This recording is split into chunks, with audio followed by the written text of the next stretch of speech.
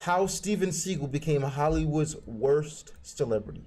Steven Seagal is a well-known Hollywood actor, although for all the wrong reasons. With allegations of everything from treating other actors poorly to fake martial arts, it's no secret that Steven Seagal is easily one of Hollywood's worst celebrities. This video will go over everything Steven Seagal did to achieve that title. There you go. We'll see what he did to achieve that title. Jesus Christ, even. He killed a family's 1-year-old puppy dog and stole money from a kid in a wheelchair. Nigga, what? Are you fucking what? He killed a family's 1-year-old puppy dog and stole money from a kid in a wheelchair. I'm gonna be completely honest with you, bro. I really don't even know who you are, Steven Seagal. I could be in the minority on that case, but I don't know who you are, and I don't fucking like you now. What the hell is that? Steven Seagal has such a comically terrible history, he now simply refuses to face it. I wonder how you deal with all that. Hello, Steven Seagal. Number 1, treating other actors terribly during filming. I have a family member that worked with him years ago on a low-budget film. Steven Seagal was miserable and rude, but it only gets worse from here. Whilst filming for the movie Exit Wounds, stuntman Steven Quadros explained that Seagal would unexpectedly kick guys in the nuts to see if they were wearing cups, which was also mentioned by Out of everything you could have said somebody did on set, that's the wildest shit I ever heard. That's the wildest thing I ever heard. What? Are you want a cup right now? Blow!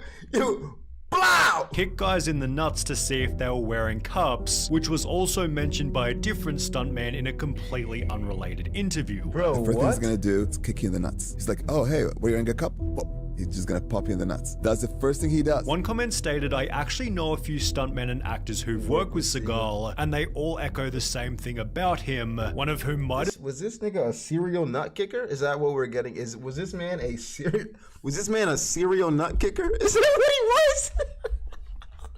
Is that what he was doing? Bro, he's just going from set to set, kicking folks in the nuts?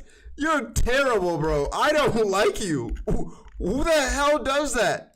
He's just gonna pop you in the nuts. That's the first thing he does. One comment stated, I actually know a few stuntmen and actors who've worked with Seagal, and they all echo the same thing about him, one of whom might have been Stephen Lambert, who stated Seagal became more unpredictable during his fight scenes. He's notorious of breaking people's arms, legs, oh my ribs. God. As he'd actually punch and hit other actors to make the fights look real. He was actually hitting the stuntman like for real? Yeah, he's known for that. To make matters worse, protective equipment wasn't allowed on set. There's nothing wrong with putting on pads. They would say no because he wouldn't allow it. And it's therefore no surprise that during one scene, Seagal injured DMX's shoulder during a fight, so X had to take a few days off. Damn. Even worse was when Seagal put a stuntman in hospital. And he beat the shit out of the guy and smashed his face to the mirror multiple times. He went over the top to the point that sent the guy to the hospital. Which isn't surprising given he was this rough while filming a YouTube video. Holy crap. Bro in the chat said, Dad, is that you? Does your dad beat you, bro? Are you okay? Now I wanna...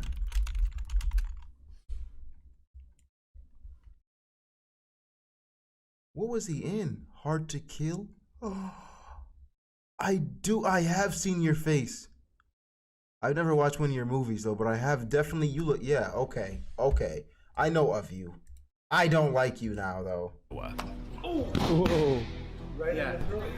I wasn't ready, right? As a result, actors have to be extremely careful just to appear alongside him. Oh, is he a real third eye on what he's doing? And if you're not good enough, he's gonna hurt you. Although not only because is he like really, really good at martial arts? Is that it? Like he's like, it's not just a movie thing. Like he's actually good at it. Maybe he's just a really hard teacher. He's like, you have to know what it feels like.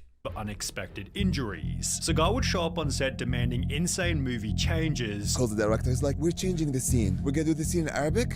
He's gonna teach me. And he's like, put this camera here, put this camera here. And I was like, everybody's like, What? While Stephen Tobolowsky told a funny story where Seagal randomly stopped acting on set due to an unexpected crisis. Steven Seagal has had a spiritual awakening. He decided that he doesn't want to kill people anymore in movies. And Steven says, I think it's just bad that we keep putting this violence into the world. This resulted in a $14 million lawsuit claiming that Seagal not only regularly showed up late and left early, but also made regular unauthorized changes to the script and dialogue, which could result in the loss of millions of dollars because parts of the film's plot that were promised now cannot be delivered to the film buyers. Seagal was sued for another $60 million after repeating his actions on 4 other sets, justifying his lack of effort with the worst excuse you'll ever hear. Seagal backed out because his Buddhist guru known as Mukara said the films would create bad karma, perhaps because Seagal's also been exposed for exaggerating his skills as a fighter. Steven Seagal is in fact a black belt martial artist. However, his martial art of choice, Aikido, has been heavily criticized for being one of those mostly impractical martial arts that has extremely limited application in real life scenarios. He is a legitimate. It's just one of those ones that are good for show.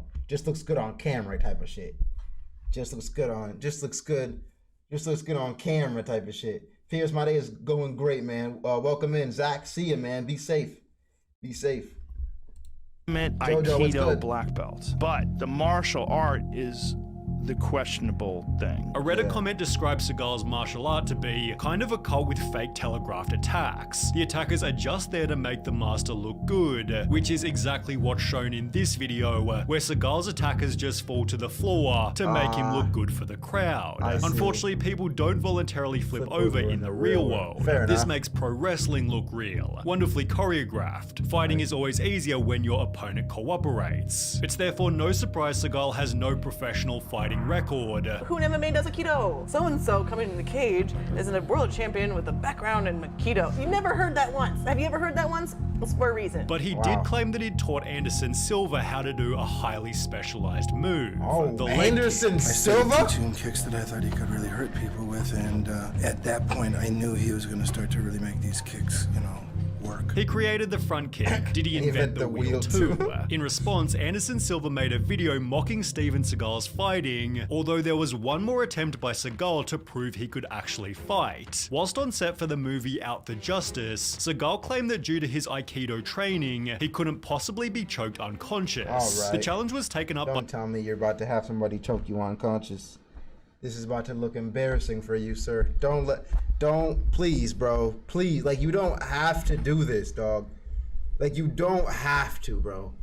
You don't have to give into what everybody's saying. Just let it go. It'll pass, bro. Look at Verbal Ace, man. 50K on an animation just for some girl to chase him around. And even that passed. Anything will pass.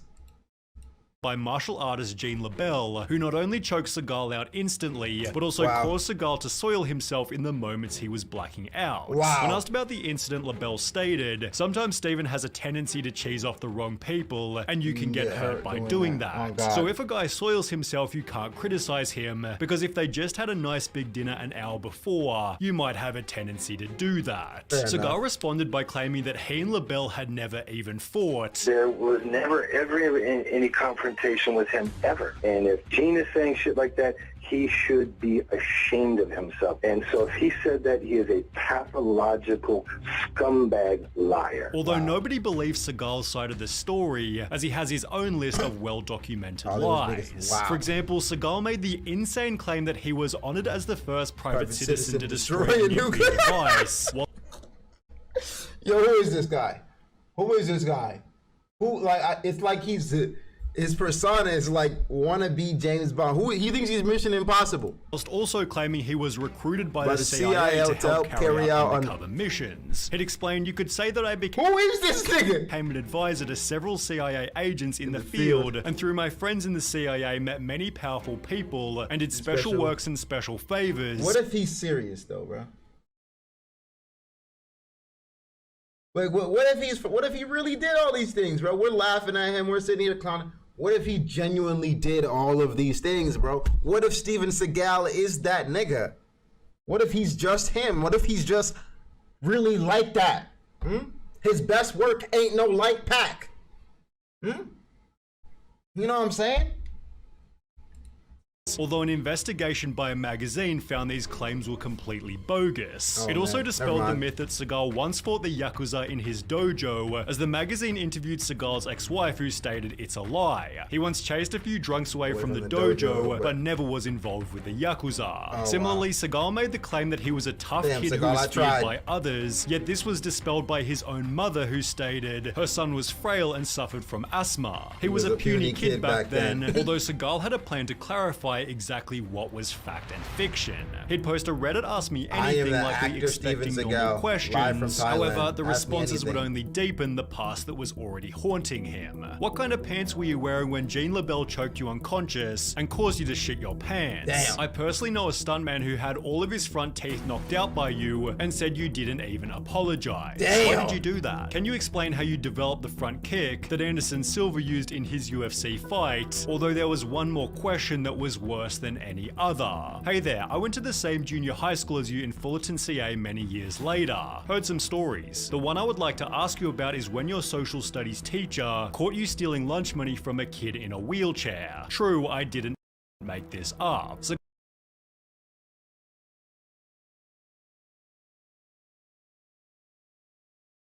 That just shows, bro. Once a menace, always a menace. Money doesn't make you bad. If you were bad before, you were bad without it, you'll be bad with it. This stealing money from a kid in a wheelchair is just beyond crazy. Bro probably stole it and then jumped down some stairs. That's probably what he probably stole it, jumped down some stairs and said, "Come catch me." That's the type of nigga he is, bro. Seagal understandably avoided the damning questions. However, by answering some of the easy ones, he'd introduce another flaw: his massive ego. What is your current biggest drive that motivates you? I am a champion and I want to remain a champion. Seagal's overinflated self-image was best shown in this interview, where he'd imply that Van Damme wasn't a good martial artist. I think that that's a matter of opinion, that he was a champion anywhere. Yeah. Which was then proven at a party Van Damme! head-to-head. The party was hosted by Sylvester Stallone, who stated, Van Damme was tired of Seagal saying he could kick his ass and went right up to him and offered him the chance to step outside so he could wipe the floor with him. Seagal made some excuse and left. Van Damme, who was completely berserk, tracked him down and again offered him a fight. And again Seagal pulled a Houdini, yet Seagal unsurprisingly stated it was Van Damme who ran from him. Is that true he got in a fight with you? No, it'd be like me squashing an ant. If he sees me, he runs. It's therefore no surprise that Seagal despises Van Damme. Thoughts on Jean-Claude Van Damme? Can I laugh in your face? Do I think Jean-Claude's a tough guy in martial arts? No. However, Van Damme has only ever said positive things about Seagal in return. Met the guy a few times. He's a nice guy. Doesn't like me much. I like him a lot. Good guy. Good charisma. He's got something special on the screen. Another example of Steven Seagal's ego came from a story told by Rob Schneider. Finally, Steven Seagal emerges, and he comes out and he said, "I just read the greatest script I've ever read in my life." He goes, "Really? Who wrote it?" "I did." Which only becomes funny. That's funny. Oh my God, the God complex is crazy. Fuck Kanye. This nigga is moving mad. Fuck Kanye, bro. This nigga is moving crazy, bro. Pierce, be safe, man. Thank you for coming in. Once you realize that said best script ever was for Reaper, his what's terrible good? performance on Saturday Night Live. Oh no. Best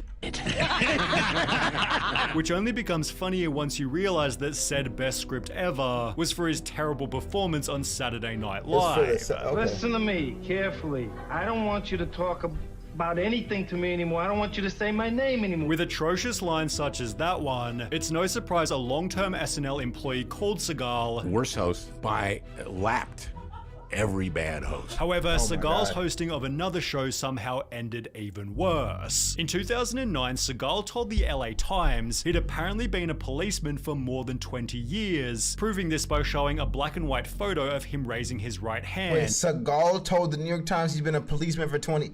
This man has just done everything.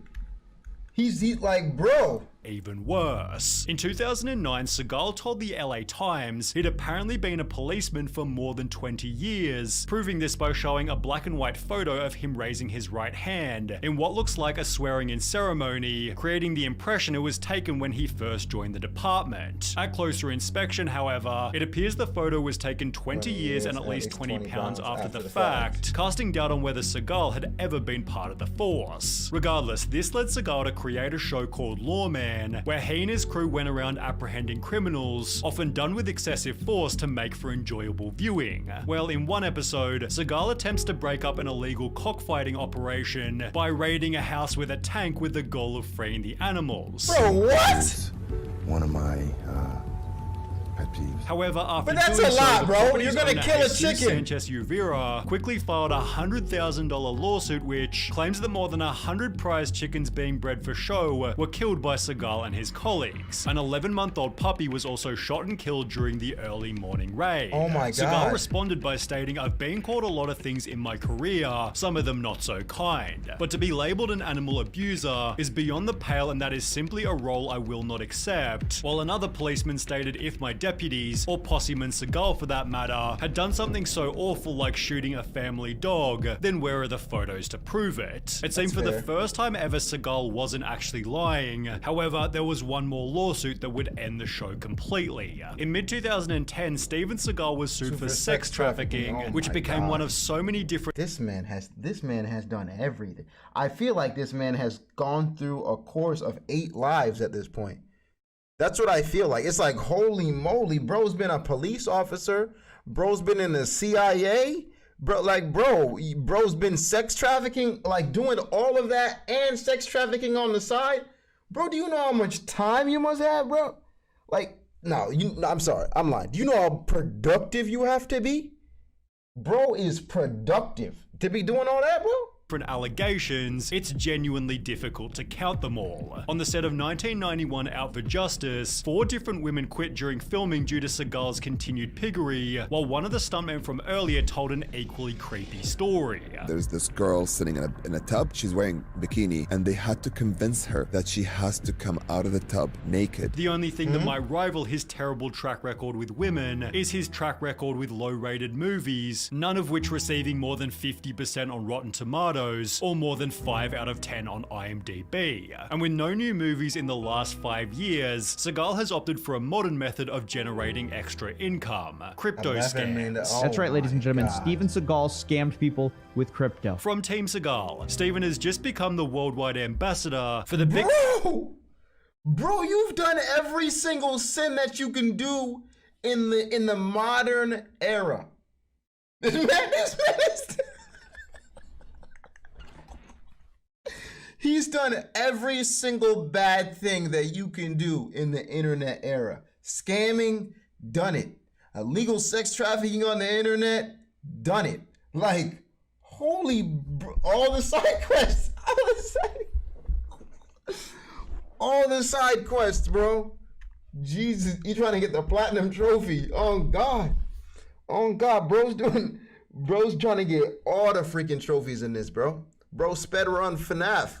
Bitcoin's second-generation cryptocurrency. Despite gaining only 150 likes, Steven was promised $250,000 in cash and $750,000 worth of B2G tokens in exchange for his promotions, which he failed to disclose to the public, resulting in a $330,000 fine. Seagal paid only $75,000 toward his debt before refusing to appear in court, then moving to Russia where he still lives now.